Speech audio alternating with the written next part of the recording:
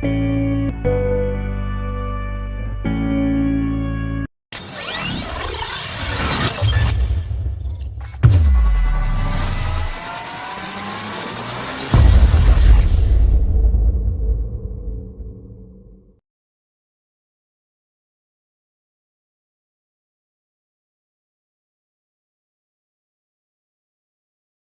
students, today we are going to see about electroencephalography. Electroencephalography is named as EEG. EEG is the study of electrical activities of the brain. The biology name of the brain is encephalon. Next one is electroencephalogram. That is a recording of the electrical activities of the brain. So next one is electroencephalograph. Electroencephalograph means the instruments used for measuring the electrical activities of the brain. And next one is how we are taking the readings from our scalp.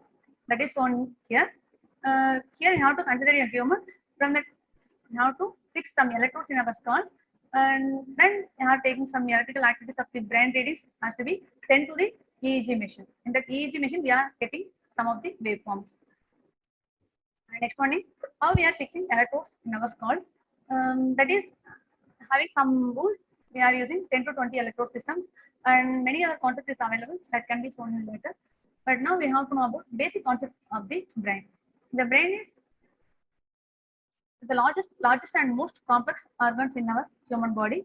It consists of 100 billion nerves and also communicates with trillion of connections. Next one is the brain consists of 4 parts. First one is cerebrum, and second one is cerebellum. Third one is medulla oblongata. Fourth one is spinal cord. In general, cerebellum is consists of 2 hemispheres, and that is separated by its tissues. So in hemisphere consists of 4 different loops. First one is frontal loop, and second one is parietal loop. Third one is temporal loop, and fourth one is occipital loop. And next one is cerebellum. Cerebellum is the plays a vital role in the ability of human beings to maintain their balance. And third one is medulla oblongata. That is mainly used for control, breathing, and heart rate and kidney functions. So, and each and every part of the brain doing some specific activities.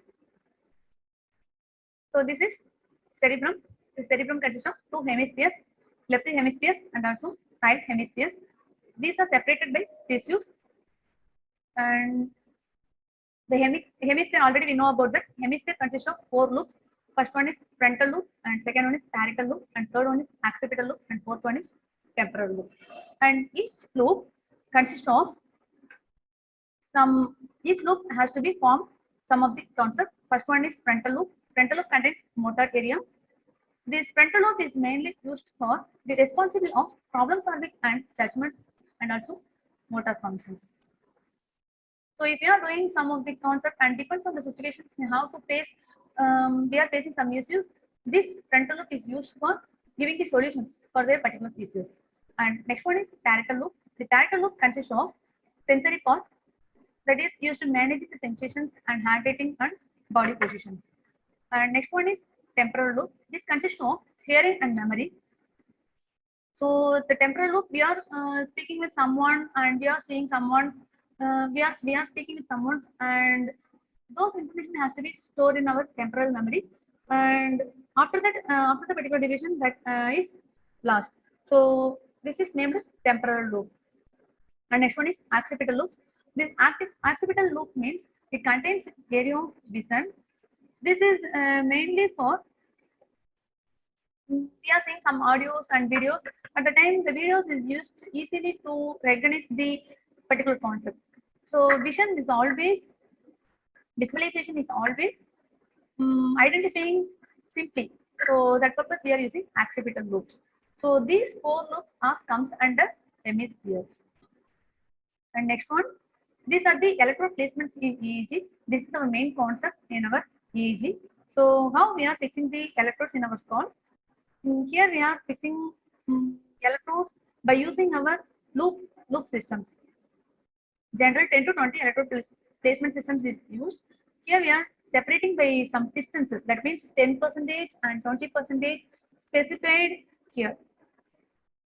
So that specification has to be given here. From nascent to inion, we are considering the 10 to 20% electrode systems. In that we are having some specifications, some rules and specifications is available. So always we have to choose 10% from nascent to frontal pole. So every distance has to be defined, predefined values has to be fixed here. The distance between nascent to inium over the head is divided into 5 parts. First one is frontal pole, and second one is frontal, and third one is central, and fourth one is parietal, and fifth one is occipital. And the end is inium. So nascent to inium we are placing the electrodes. So those electrodes has to be fixed by 10% or 20%, depends on the locations. So here we are using 21 electrode systems.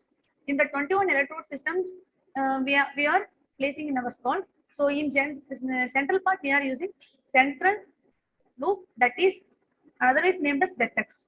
From here onwards, we are taking the readings. So initially, we have to consider nascent to frontal pole.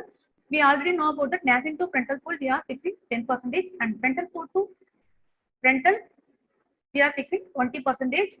And frontal to central, we are again fixing 20% distance, and central to parietal, we are fixing 20%. Again, parietal to occipital and occipital to inium, we must use 10% only.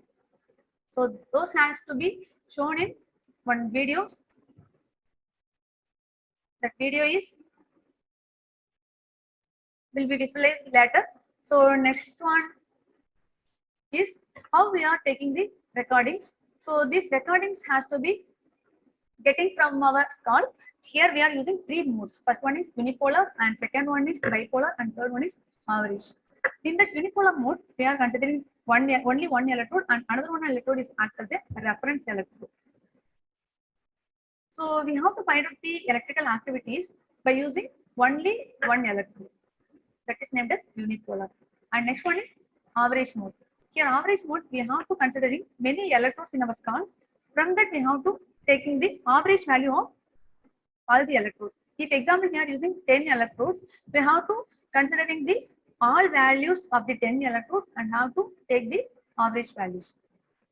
And next one is bipolar mode. In the bipolar mode, we are using pair of electrodes for measuring the potentials in our brain.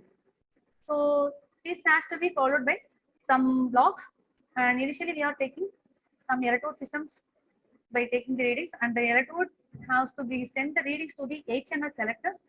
In that 8-channel selectors is used for selecting the particular values. Particular channel values only sent to the next differential amplifier section. In the differential amplifier sections, we are using for improving the gain and also getting higher CMRR values. So next, the values is sent to the memory sections and signal processing unit sections, and here the values has to be stored for their further use. Next, if the values sometimes the values we are having some noise signals, that noise signals has to be reduced in the filter sections. In the filter sections, we can reducing the noise, and also particular random signals we can send to the another sections. So next, we are taking the readings in the display sections. These are our EEG setups. In the EEG setups, we are getting some waveforms. Depends on the human behaviors. If the human behavior is in good condition and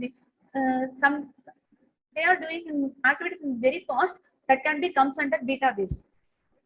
So beta waves having frequency ranges is 14 to 30 Hz. Next one is awake and resting condition.